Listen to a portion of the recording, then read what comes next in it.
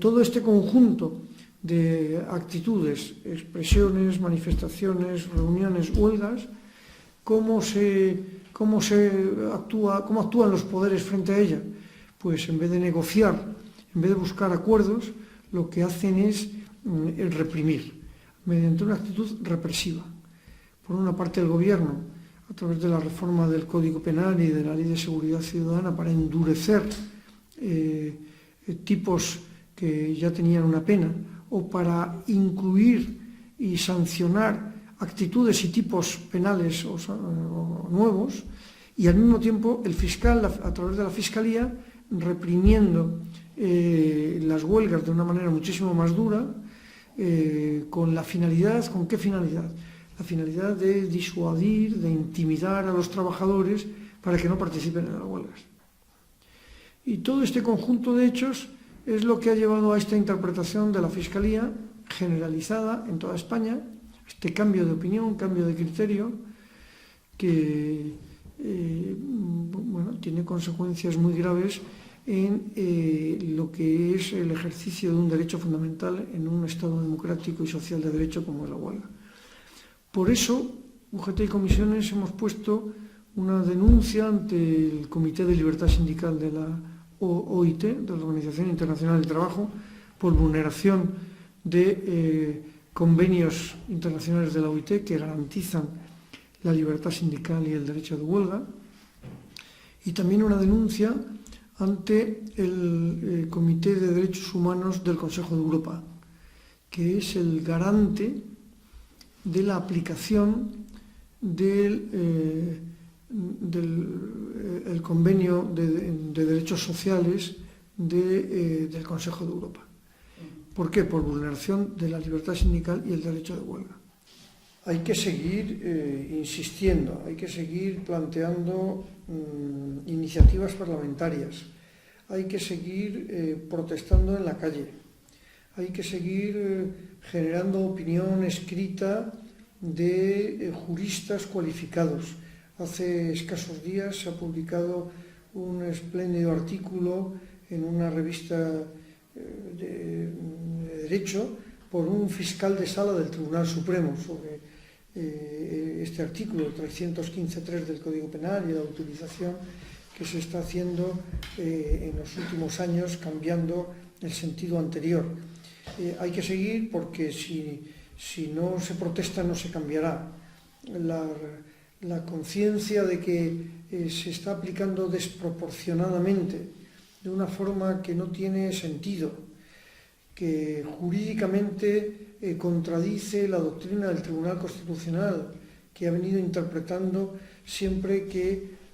los conflictos que nacen cuando se está ejerciendo un derecho fundamental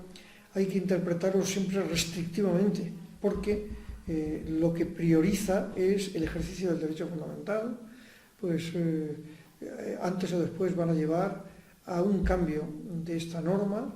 quizá a su modificación, y bueno, el ministro de Justicia actual, como el anterior, pero el actual de manera explícita en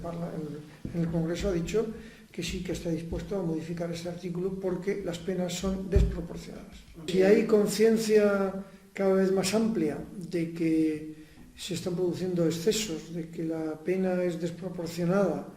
de que la Fiscalía está actuando coordinadamente e injustamente, es porque los sindicatos están generando esa opinión. De manera que si no fuera por los sindicatos, primero no habría huelgas, pero segundo, las que existieran serían reprimidas con dureza y no habría quien protestara. Se está criminalizando la huelga. Hay un objetivo de criminalizar la huelga, de situarla en el ámbito de la frontera con el delito, y que en cuanto hay hechos que generan tensión que forma parte de la naturaleza esencial de la huelga, pero en cuanto hay esos hechos, lo que se está buscando es la imagen, en el imaginario colectivo, en la simbología cívica, es de que eso ya es un delito. Y eso es falso. Eso es una manipulación ideológica y política que se hace por la derecha para disuadir, como decía antes, de que se ejerzan huelgas, de que se participe en huelgas. de que se tenga cuidado, porque el que participa en huelgas o en piquetes informativos puede verse sujeto a peticiones muy altas de pena, completamente desproporcionadas. El otro día un parlamentario decía, explicaba en el Congreso cómo a los responsables de 5 homicidios en Madrid Arena la Fiscalía les pide 4 años y medio, y a huelguistas de Airbus o de la Federación de Hostelería y Comercio de la UGT les piden 7 y 8 años. La policía está forzando en los atestados explicaciones de hechos que en muchos casos no son verdad, son inciertos, y por eso se absuelve a mucha gente o se archivan procedimientos penales antes de que se llegue a juicio.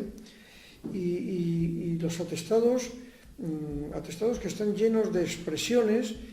por ejemplo, referidas a los piquetes informativos como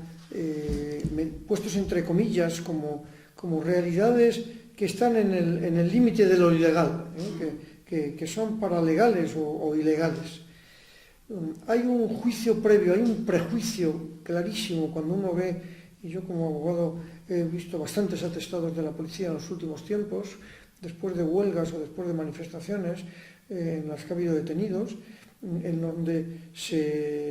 la premisa inicial es una actitud preventiva, cuando no claramente de aversión contra los piquetes informativos y contra la huelga. Pero sí que hay una actitud de la policía que en estos años ha cambiado respecto a la época anterior. Podemos recordar cómo cuando ocurrió el 15M, el primer 15M, la acampada durante muchos días en la Puerta del Sol, siendo ministro del Interior Rubalcaba,